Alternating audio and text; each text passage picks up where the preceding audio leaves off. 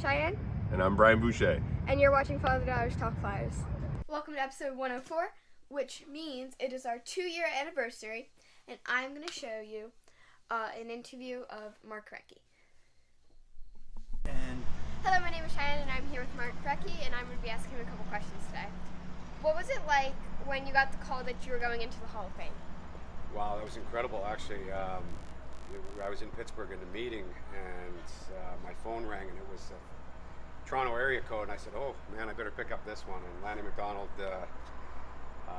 obviously, so I enjoyed watching growing up, and getting an opportunity to get a call from him was really neat.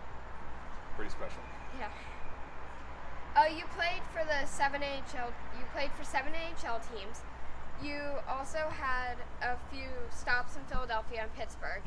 Is it hard moving around every couple of years like that? Yeah, it definitely is. I mean, I was fortunate. I was, a couple times I was in places for 5 years, 6 years, and then come back. And it's definitely hard. It's probably harder on your family than it is, when you start having kids and things like that. It becomes harder. But, it's not too bad for the players because we have instant friendship when we get into another team. Yeah. Can you tell me about playing for Ed Snyder?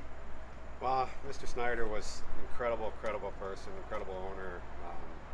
He was a special person, and the players loved playing for him. He made everything first class for the players, and you wanted to be a Philadelphia Flyer, and it was pretty special to have him on. Thank you very much for your time. You're welcome. Hey, so that was awesome. So thank you to Brian Boucher for our new opening. And Mark Recchi for the interview, which was great. Anytime to get to talk to a Hall of Famer is pretty cool. And Mark was really nice. So it's our 2-year anniversary because we do one a week. Every Friday we release these, and 52 plus 52 is 104. Yeah. Yeah, I did that math for you. Good job. Thanks. Well, it's your day off of school, so I didn't want to have to make you think. So, it's a 2-year anniversary. So first of all, before we go into the regular episode, let's just thank, Derek Sotomayor, Riley Cote, Todd Fedoruk, Brad Marsh. I mean, there's been so many guys, but those ones were early on that really helped us. Brian Propp, Dominic Roussel. Mm-hmm. But you've had so many people on the show, which is pretty amazing for your age to talk to so many great Flyers over the years. Current guys, Cam York, Sam Erson, who made the team. Wade Allison. Yeah, I was going to say, didn't I talk to Wade? You had Wade. You've had quite a few current Flyers, too, which is pretty cool to do some mini interviews with them. So, thanks to the Flyers, Keith Jones. Yeah. So, it's been really cool. Danny Briere, Dave Brown. That was one of your more popular ones. Dave Brown. I got to get Dave on for a longer one. But, yeah, it's been super. The Flyers have been super supportive. The hockey players are just the best. So, that's been cool. Mm-hmm. But let's focus on, this episode and, another year worth of doing these. So, training camp's over. Yeah. Preseason is over. Finished. So basically the way I figure it out is there are 3 spots open at forward for 2 players. I figure Tyson Foerster, Bobby Brink, and Wade Allison are still battling for those 2 spots. Who do you think? So Bobby did do a little bit better than Tyson. So that's the thing, but my vote's on Forrester and Wade. Okay. Those are my votes. Okay. No, I don't think there's a wrong answer here. Yeah, I think no. all 3 played really well. Good. I think here's my theory, right? So Tyson Foerster and Bobby Brink I would still consider to be young players. They don't have a ton of experience and stuff. So I would say Wade Allison makes it as the 13th forward because he's not really going to develop anymore in the AHL. Yeah. He is what he is at this age. It's mostly just staying healthy. I still think Wade can play at the NHL level, but he's a guy that if he's sitting, it's not as big a deal. He can jump in the lineup when you need him. Could get hurt or injuries and stuff. But he's you want to carry a guy on the road. Mm-hmm. So you play 12, you have a 13. So I think Wade makes it based on that to me.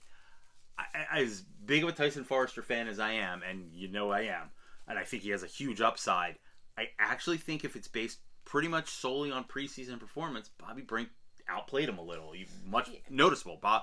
I mean, if you would ask me, actually, I think he did. Before the training camps all started, I thought it was Forester's spot to lose. Yeah. I think Brink was so impressive in preseason that if it was me, which it's not, if it was me, Bobby Brink would be on the opening roster. Foerster would be, Dad. Well, I do have a lot more faith in Danny Briere than I ever had in Chuck Fletcher. So, so I would, if it's between the two, I would think Bobby Brink earned it because I mean, Torts said you earned it in camp, you earned it. Not that Forrester had a bad preseason or camp whatsoever, but I think Bobby Brink earned the shot and send Forrester down soon. They also said that they do a lot of jumbling. So just because, remember, you remember Joel Farabee didn't make the team out of camp. He played like a handful of games, maybe 3 in the Phantom, and he was up within like a few days, and then he never went down. So I think Forrester's going to have something like that, and heaven forbid we do have injuries somewhere along the line, which is going to happen to every hockey team. He so can always come up. I don't expect Forrester to be down for long, or Brink, whichever one goes down. But if it was up to me in my final call, which the final call is made Monday, I'd keep Brink and Allison and send Tyson Forrester down. Again, not because of his play deserves it, just because it's a numbers game. Yeah. At defense, I have no clue what's going to happen. I just don't. They have 8 defensemen right now. Careful, Careful. We have 8 defensemen right now. I know you didn't follow. You all right there? Okay. Yeah, we have 8. So we have 8 defensemen. I have no idea. I just don't know. I think Emil Andre has played really well. He's been exciting. He's definitely made mistakes. But like Torch said, he just plays again. It doesn't bother him whatsoever. He's got that guy. To me, it's like a goalie. Yeah. Super short memory. Yeah. And he's exciting. He may need a little seasoning in the AHL. Get him a few games. Bring him up. But if I had the room for him, I'd flat out be playing this guy over guys. Some of the older veterans. Stahl the 7th. Maybe Sid Walker and something like that. But I like Emil Andre a lot. I've been impressed. I never got to see him play in Sweden a lot. I saw him play for a few games for the Phantoms. Saw him at every training camp. I'm blown away by the guy. Doesn't mean he's going to the Hall of Fame, but I think he's a very exciting, dynamic player. Yeah. So I would love to see him make the team. Don't know if he's going to, but so that's kind of it. Erson's been named the backup. They're going to send Sandstrom down. They've already sent Peterson down. So good for Sam. He's earned it. He's played really well. I still like Sandstrom. I think it's a solid number 3. It's good that Felix is going to get playing time in the AHL. I've always thought Sandstrom and Hart, but Erson's earned it. He's been a great performance almost every time he's been out there. He played great in training camp. He played great in the preseason. So Torts has said he's going to give it guys on earning it, and Erson's earned a shot. So I'm happy with the Hart-Erson tandem. Yeah. And you always, I know you love Carter, and they clearly said Carter was the one, which is cool. So we were at practice last week. We're going to try to go this weekend. So it's been fun. We met the new guys. Ryan Poland. Oh, shout out to Ryan Poland, who had a fantastic preseason. So that 4th line is looking good. They scored last night. It's exciting. Laurier, the instant kind of chemistry. They all know the role. They're figuring each other out, and I think it's good. I'm excited for the season. We got a week to go. It's so they start counting for real. Preseason's over. I like that there's a week too, so they can work on special teams in practice because they haven't really done that. So now they'll focus on the power play. I think the power play is going to be much better. They were zipping around. I'm not as concerned about the defense. I'm not as concerned about the offense as some people. I do think there's I think the power play will be much better. I think the production there. I think Tippett scores 30, high 30s. The TK's got another 30. And I think there's going to be plenty of guys in the 20s. So Coots looks good. Atkinson looks good. They both made it escape preseason healthy, which is, number one other thing you want there. Really important.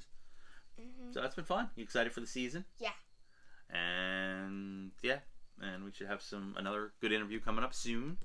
You want to share those? Yeah. So I don't know if you guys watched the unboxing episode, but a nice gentleman sent us some cards from Michelle, Cheyenne, and Tab, and Cheyenne got to get them autographed. So one's mine, one's Dad. But we got 2 Sean Couturier cards. Mm-hmm. And then we got Wade Allison. No, these 2 are Wade. These 2. Okay. I knew that one wasn't. Well, I know you knew the one. Yeah. And we got 2 Wades. This one's Dad. This one's mine. Wade just laughed at us when he showed him this one. Yeah, he loves that one. And then Cam York.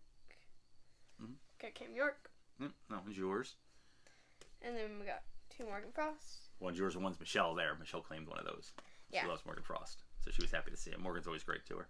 And then I got Tanner Lazinski. Yep. It's cool to see Tanner. We got to see Tanner before he went down. So he's going to do really well with the Phantoms. I expect him to have a leadership role with the Phantoms. And I think the Phantoms are going to be exciting this year, too. They've got some good forwards down there, good goaltending. It does not matter when we shoot this. People actually look for your yawn now. It's like 1 in the afternoon. I've yawned like 3 times this episode. Well, I think that's it. Yeah, big thank you to everybody who supported us along the way, all our subscribers. We still got a week. We're trying to get up to 200, so if you know anybody else that can subscribe, that'd be awesome. But yeah, subscribers are doing well. We got a lot of comments. Somebody asked us to do some like arena tours and stuff. When the arena is complete, I was supposed to be able to go tonight, but some family situation showed up, so I'm not going to be able to do it tonight. But we will get you that. They were going to do it tonight. I was, yeah. Oh. How are you going to get down there? Wait, what? For what? I'll tell you off.